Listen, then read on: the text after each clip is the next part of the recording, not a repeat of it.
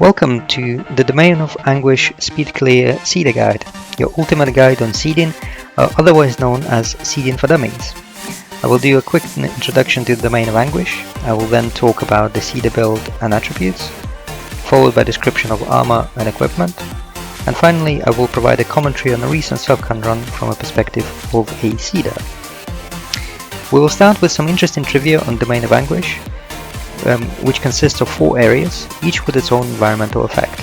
Firstly, we have City of Torc'qua, used to be a Margonite city within the realm of Torment, and after Abaddon's defeat, the city was used as a staging ground by Lord Jadoth. We actually annihilate Lord Jadoth each run at the end of the city. In this area's repressive energy is the environmental effect, which causes a loss of 2 energy per cast of a skill or hit of a weapon.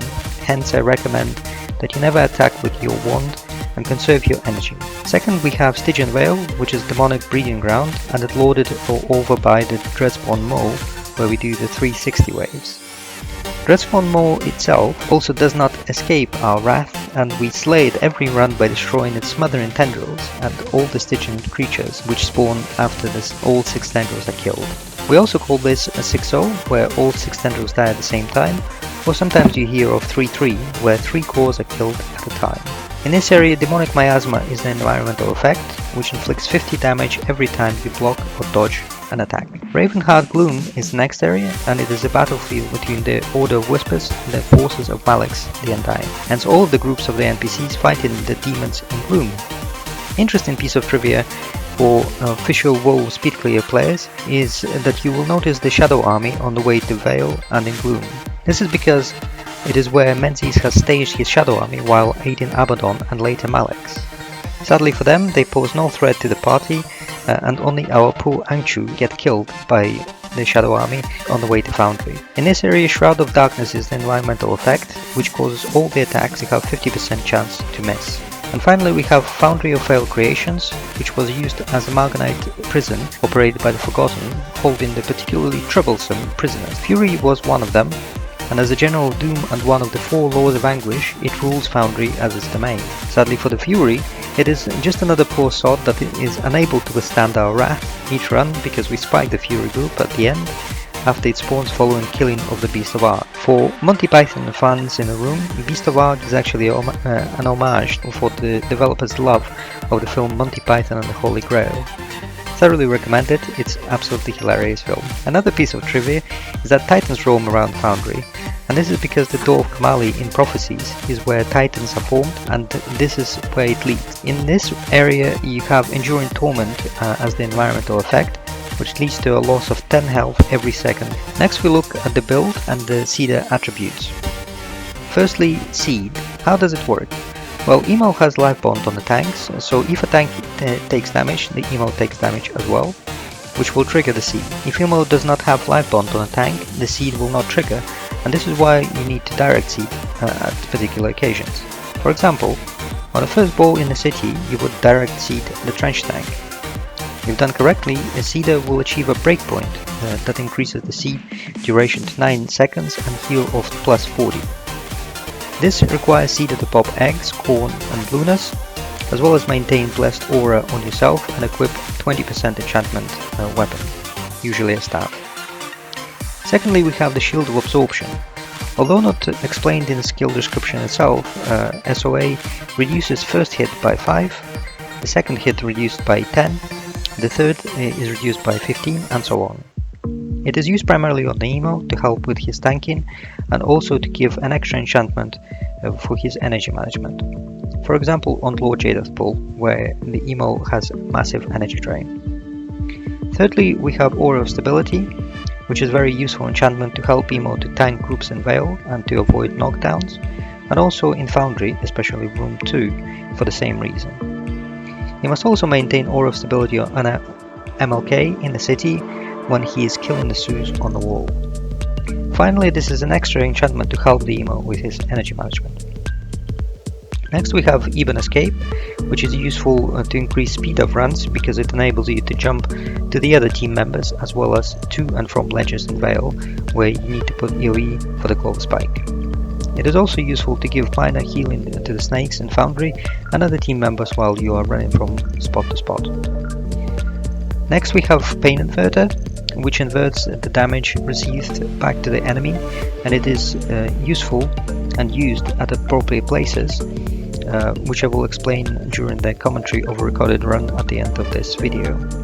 This includes PI on the Zeus and the City Wall, PI in the Jadoth and Ranger Lord, as well as potentially Front Tendril on the 6-0. Rift in the Gloom is also where you use your PI to PI one of the claws, and also you put PI on Rages and Terrorwebs in Foundry. In addition to that, you should use PI as damage in general, especially helping with off damage. For example, in Veil, IU will be doing what's called a C-split for anything that runs through to the team, and Cedar should help by putting PI on those targets. As a 6th skill, Edge of Extinction, which is a spirit that needs to be put in correct places before each spike.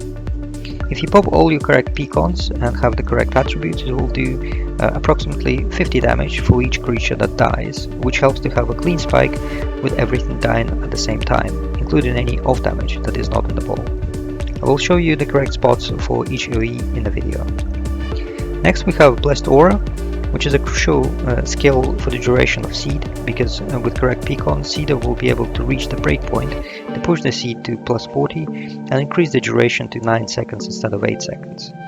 It also increases the duration of all other enchantments on the emo to help with his energy management. As a side note, if you will be switching between the staff with +20 enchantment and your 40-40 divine set, then you will need to recast your Blessed Aura in order to avoid losing +1 second on duration of a Seed. That is when you switch from 40-40 set back to the enchantment weapon.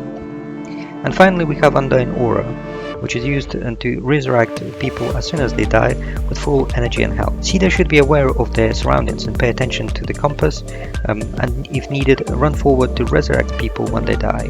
For example, on 6-0, in the Veil, the IU or tank may die close to the spiking spot when they pull the groups, and the Cedar should be ready to res, which will return the spiker with the full energy into the team for an important spike. And that requires you to move forward and then res and fall back again. Please note that the resurrection range of UA is slightly larger than the casting range, so you can actually resurrect a player who's on top of or just behind an enemy without catching aggro. Before we move on to the attributes, it's quite important to talk about Quicken and Zephyr, because you will sometimes ask what is the deal with it, why people keep mentioning it all the time. Well, in short, QZ is found in the city and in the 5th room of Foundry, which is sometimes called the Big Room, and Marganite and NOOO Tux cast the spirit during their patrols. QZ halves the recharge time, which means that your seed recharge 10 seconds, and inside QZ you can seed almost continuously. As such, in the city and last room of Foundry you should seed always in QZ. For example, for the Jadoth pull, this is why you need to get into Veil to be in QZ to have pRma seed effectively. You must place COE only in QZ in order for it to recharge in time for the next placement, especially in the city and final room at Foundry. Now let's touch on attributes. You can see that before popping pecons, you will have 16 Divine Favor, 7 Protection Prayers and 11 Beast Mastery. The impact of pecons is evident when you look at the attributes. Your Divine Favor and Protection Prayers jump to 20 and 11 respectively, thereby achieving the breakpoint, and Beast Mastery will be at 15. We now look at the armor and equipment. Other than to have the bombastic skins and armor that looks absolutely astonishing, you need to ensure that they actually do the job required.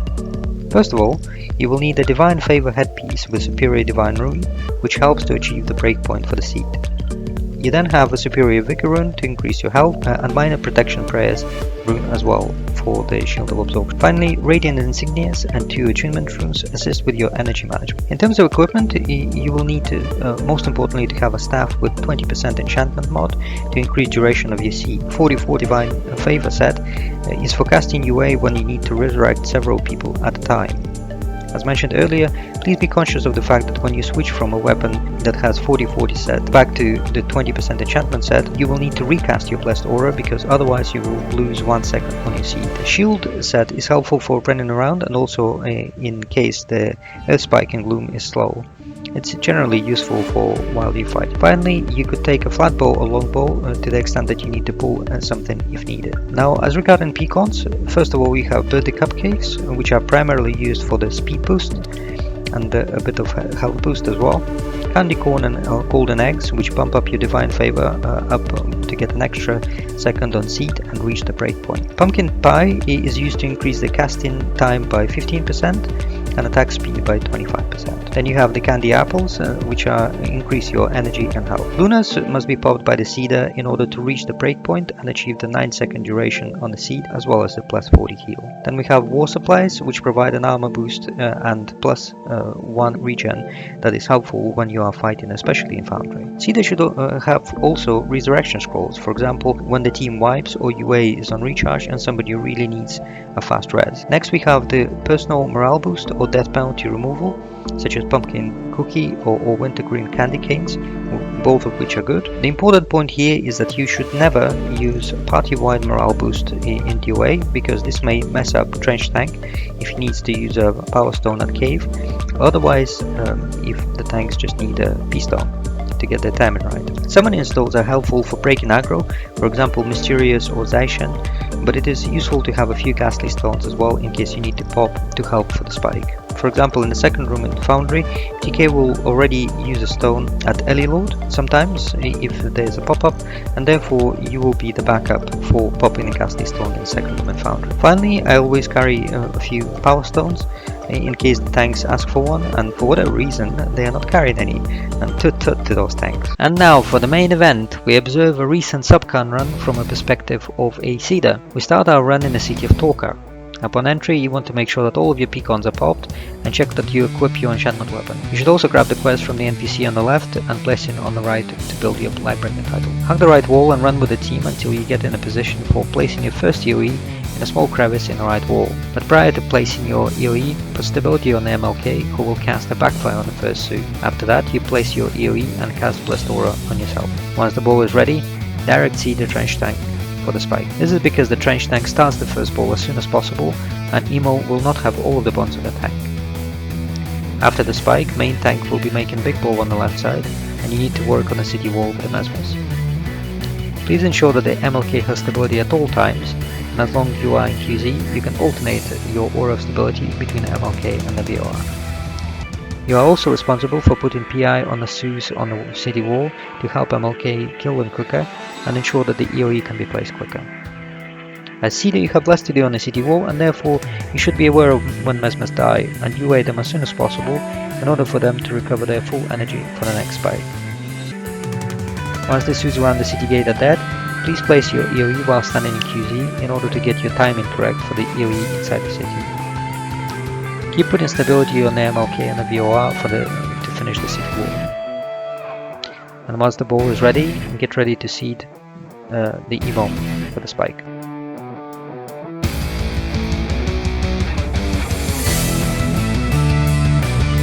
You run along the wall and stand in front of the crevice in a wall to give the host target to the MT.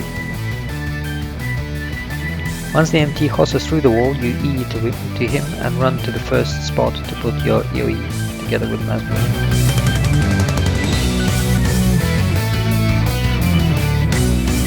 Make sure not to aggro the patrol on the left, because sometimes they patrol quite close.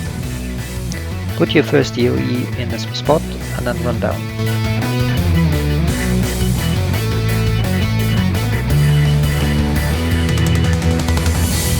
Get in the casting range of the Emo and pay attention to your compass and the big ball that the Trench Tank is making, as well as the MT's ball, in order to avoid aggro of the big ball. Once the MT's ball is ready, you will see the Emo. And once it is clear to put the EOE, you put the EOE in this little corner here. After putting the EOE, pre-select your NPC and E down to him as quickly as it gets in range. And then put seed on the Emo for the big ball spike. Once the spike is done, take the quest reward and run out through the gate and run along the wall to give the E target to the Emo and the rest of the team. Once you get in range, start putting enchantments on the emo as soon as possible, and then get into Veil.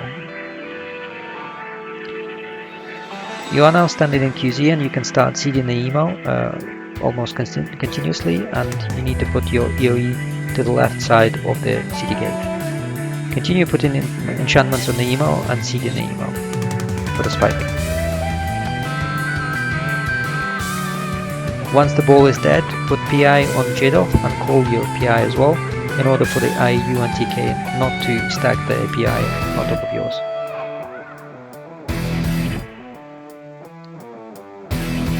And you can see that Jadov will die in seconds if you do that. City is now done, and the team has successfully annihilated the first Margonite blessed with the magic of Abaddon on first BE, again for the history buffs in our midst. We now run into Veil, and on the way we can give a quick wave to the Shadow Army and curse them for those crappy spawns in the fish for first patrol of Shadow Army goes up and down the map, and as such the team always runs around them either from the left side like in this run, or the right side depending on their position. Keep using E to get to your next EOE position quicker and place it as soon as possible. We now do 6 waves of Stygian foes in aptly known 360 due to the spot around the Dreadspawn Mall. Remember that the Trench Tank and MLK did the first wave of Hungers because they split at the Jadov spike and they run into Veil. You want to put stability and shield absorption on Nemo and put your seed once everything is settled on him. Waves 3 and 4 will be tanked by the Trench Tank, therefore you want to pre-select him because he will not have any bomb, and you put a shield absorption on him initially and then wait for the Fiends to run in before you put your seed. It's very important here to get that right, because if you seed too early then the Fiends will not run in. The Emo will be doing what is called a fuse pull. You will be fusing the Trench Tank in order for the Fiends to run into the ball, so you don't want to seed too early. After waves 3 and 4 are dead, it will be 5th wave, which will be tanked by the Emo. It will have only Hungers, and therefore that's why he tanks that wave. The same on waves 1 and 2. You will want to basically put a stability shield absorption on him and seed once everything is settled on him. If there are any C targets, so anything that runs past the Emo, you want to help C split by putting PI on those targets. Now you want to replace your EOE, ideally on wave 5, in order for it not to run out by the time you do the 6th wave. You will be tanking the 6th wave, so for new seeders it is a scary time, but all you need to do is basically put shield of absorption on yourself and the Emo will be fusing you, therefore you will not die, don't worry. The reason why we do that is in order for the 3 Fiends to run in, because there will be 3 separate Fiends from 3 different hills, and after that is done, you E to one of your teammates and run to the Ranger hill, which is to the right of you. The seeding time in here, as in most places, is very important, because basically you want to seed only once the main tank is about halfway up the hill, and here goes the Ranger Lord, and that will help him to finish the pull without dying.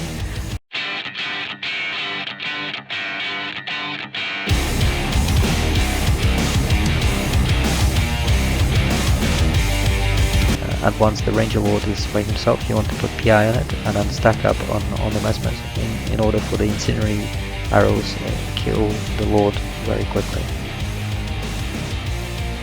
After that you run down this hill and go to the right hill.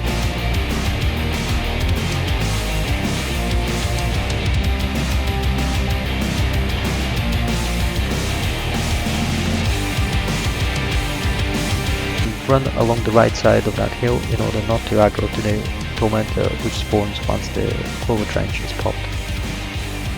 You want to place your next EOE a few steps away from the corner in order for it to cover both the Clover Trench and also Clover Spike itself. After you put your EOE, you E down to one of your teammates and get ready to put stability and shield absorption on the Emo for him not to be KD'd, and then seed once everything is settled on the team. You don't want to seed too early, because that will sometimes run out too early if you seed too early, and therefore the team might wipe. While you're doing that, the main tank will already have started the Clover pull, so you need to ping a back target, normally a soul or a water, in order for him to finish the pull safely. Again, your seeding time is very important here. and you want to seed once he aggroes Mesmerlord. That gives sufficient heal for him to finish the pull. Without the seed he might die.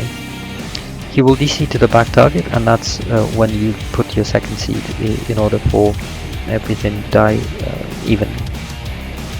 You then can help any off damage by putting PI on those. Then you split to the left side of the Clover Trench to spike the patrol and put your EOE, stability, shield of absorption and seed on the emo. For the newer seeders, sometimes the patrol timings can mean that patrol is near the early lord, and therefore what you want to do, you want to run up with the rest of the team and put your EOE not too far away from that patrol, not too far down, so that it doesn't get aggroed by the Fiend's patrol, which you never aggro. And then after that spike is done, you run with the Mesmers to spike the Necrolord. Put PI on it, and then just stay with the Mesmers in order for them to be UA'd in case they die. And then you run out from the Clover Trench back to get ready for the 6-0.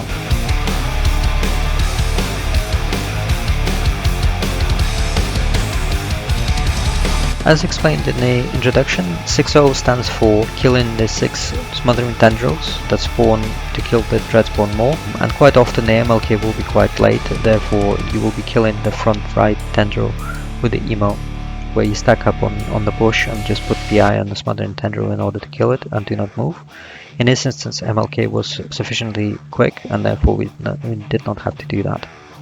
On 6-0 you want to be placing your shield absorption and stability on Nemo and to help him with his energy management, because he will get quite a lot of drain once the claws start hitting people. So now we're getting ready for the 6-0, and the Emo is just rebonding everyone.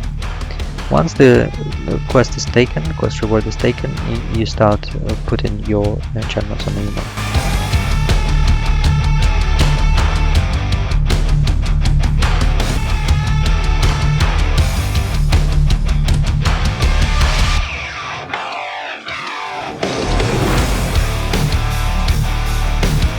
Your seed timing here, as everywhere, is very important, and you want to put your first seed once all of the 6 claws die. That gives sufficient heal for the IU and the MT to pull both sides of the 6-0. You then run on top of the hill and put your EOE to get ready for a spike. Keep reapplying your enchantments on the Emo to help with his energy, and then you will need to put your seed on the Emo once everything is pulled and ready for the spike. You don't want to be too late with your seed here, because that might mean that the team will wipe, and once the final enemies are dead, and you can help killing them by putting PI on them, like I did on this final fiend, you take your chest and that's it. Dreadspawn Maw is no more. You pick your chest, and we now run into Gloom via the Gloom Trench.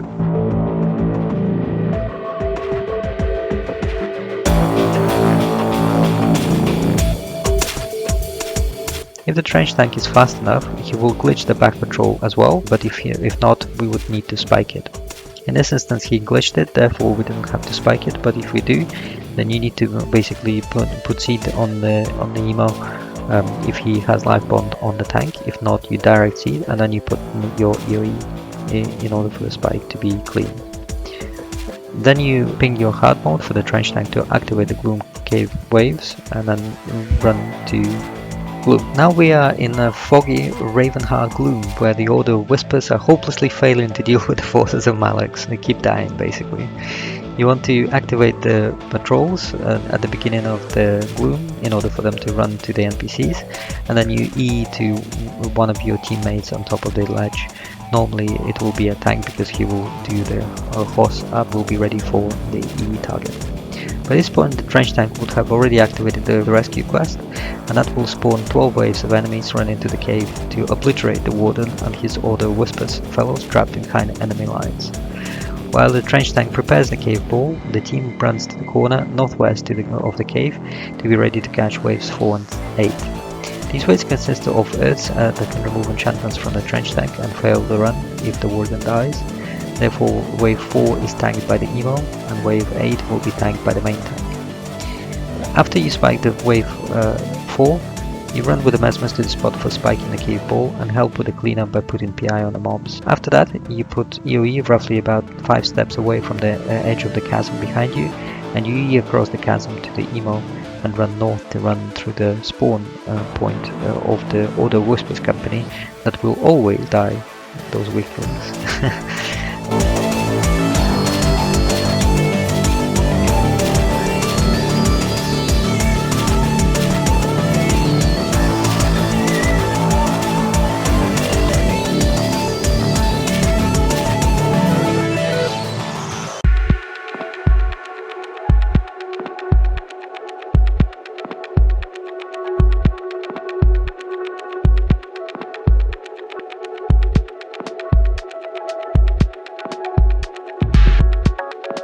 This is done to activate the fighting between Tormentors and the Order of Whispers straight away without delay once they spawn, therefore it increases speed of that spike.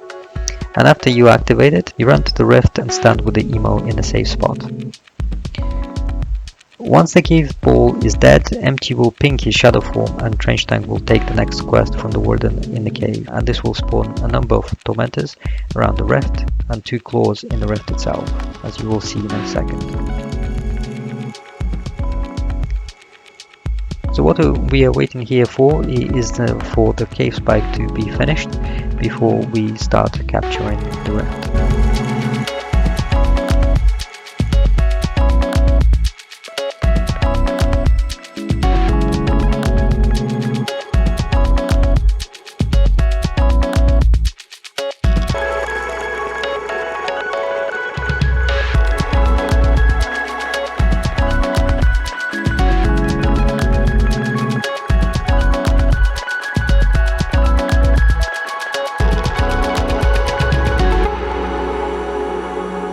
After MT pulls away the mobs, you should run into the rift and PI the right tendril and stack up with the Emo to kill it as soon as possible, basically. And that is done allow you to capture the rift quicker, and you don't want to basically be too late with your PI on that claw, because that will mean that the left patrol that you will see in a second to come too close and fail your capture of the rift. You pre-select the right claw and you run towards it and put PI straight away and stack up with the Emo.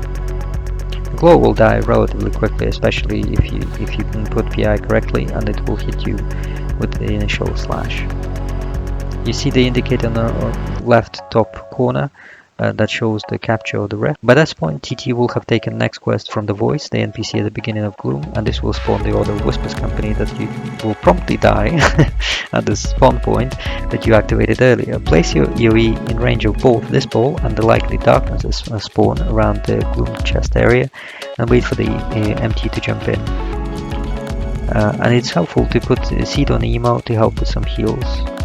You should PI anything that runs out of the ball, usually earth or flesh, that are last to die.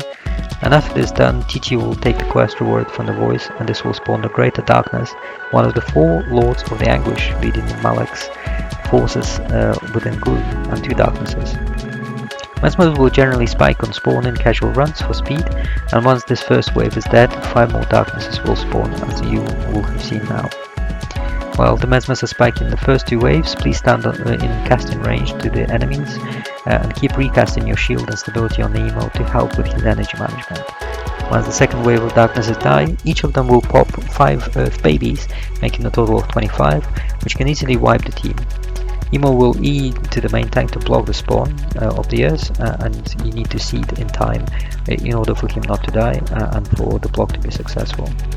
Generally, few Earths will seep through, and you want to PI any sea target Earths, help them to kill quicker. This is it, Gloom is finished, we save the Order of Whispers and get a cookie. We now face the grueling run to the Foundry, the most useless part of the whole run. We can however wave goodbye to the Shadow Army again, who set up camp to the left of us. The only useful thing they do is kill our Ancture after one of the tanks pulls on them. We want to kill the Ancture before we go into Foundry, because TK will need to pop a Ghastly Stone in room 2.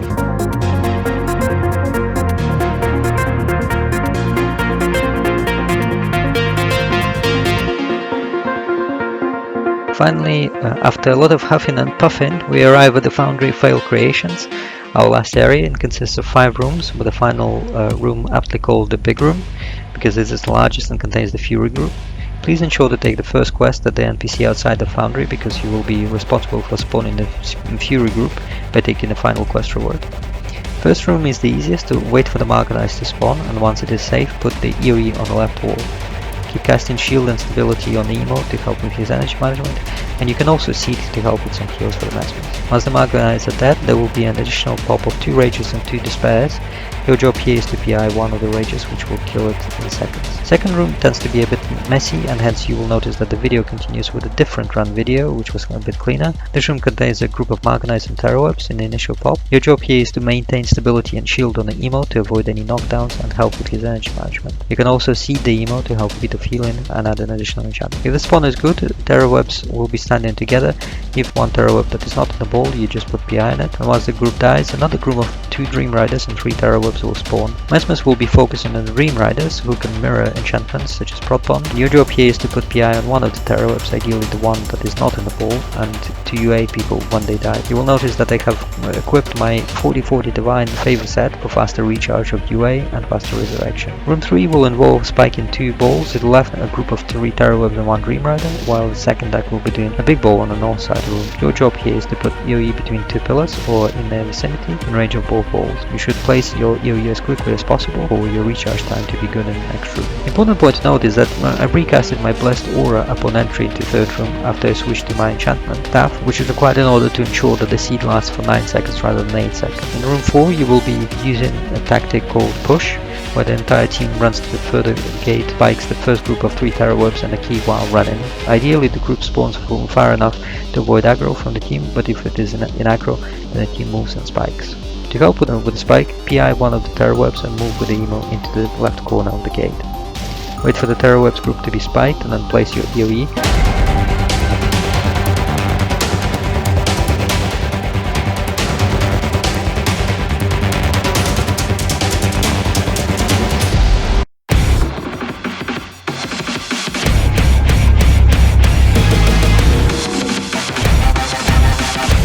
Seed the Emo on each of the 2 following spawns to heal them team, and if there are any seed targets, then put PI on them.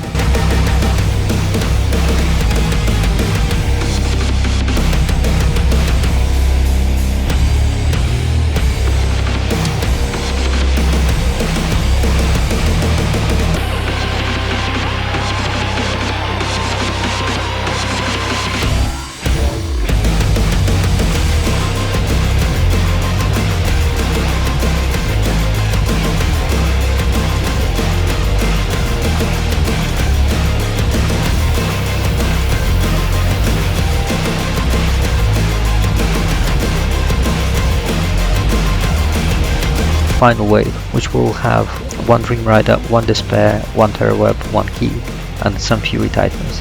Tank will ball this group, and you should not aggro too early before the spares are settled to avoid chill blains being cast on the team. Once the ball is ready, put seed on the Emo and PI on the Terrorweb if he is not in the ball. If the ball is good, you can PI one of the Fury Titans instead, or Despair, to finish them off quicker. Keep maintaining enchantments on the Emo for this energy management, and then after the spike is done, you move into the final 5th room. In this room your main job is to call for the snakes, which is similar to calling for griffins in the Fisher Warp, if you've done that before. First of all, you take the reward from Techlist, the NPC directly in front of you, and take the next quest. Hack the left wall and run with the team while the main tank pulls the mobs out of your way. Once you pass the first snake, you need to select the target next to the MT and hold shift control and keep pressing spacebar, call for the snakes. You need to keep pinging for the snakes to follow you. Once you are past the second snake, the caller will take the second snake and you need to keep calling in order for them to follow you. The important point here is that you must be running ahead of the snake, especially when it's in range of spirits, to avoid the snake attacking a spirit left by the Markanites. Because if they hit the spirit, then the team will get the aggro of Markanites and will have to break them. You run forwards and put your EOE in a little crevice in front of the beast cave. The other problem with pinging spirits is that if I die and do not have a ping anymore, snakes might run to the MT big ball and fail the run by dying. When you runs in the cave, you put a seed for him to do the pull correctly.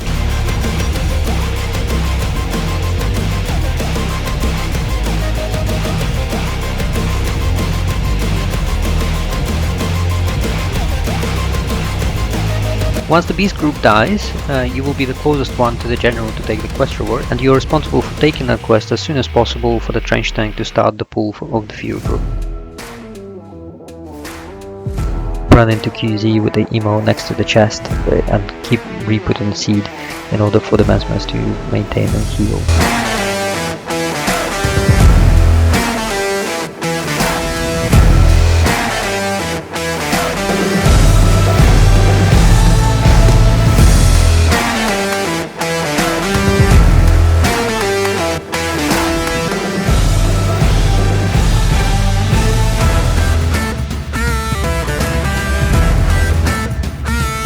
And that's it. Once the Fury group is dead, you then move into the chest spawn. Trench tank will take chest first, you take it second, and you start running toward the city. If you started in other area other than the city, then you need to be running first and E the NPC on the left and take the quest straight away, which will open the gate.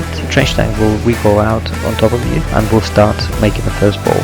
As you will have gathered by now, not all of the runs go perfectly, and one area where the team can fail is a snake might get stuck mobs, and therefore in this instance what you want to do is straight away turn around and put immediately seed on the emo, shield on the snake, and place EOE for the mesmers to spike the spawn. Well, that's it folks, thanks for watching, and I hope the guide proves useful on your runs. All the best, and always yours, Darkness Behind.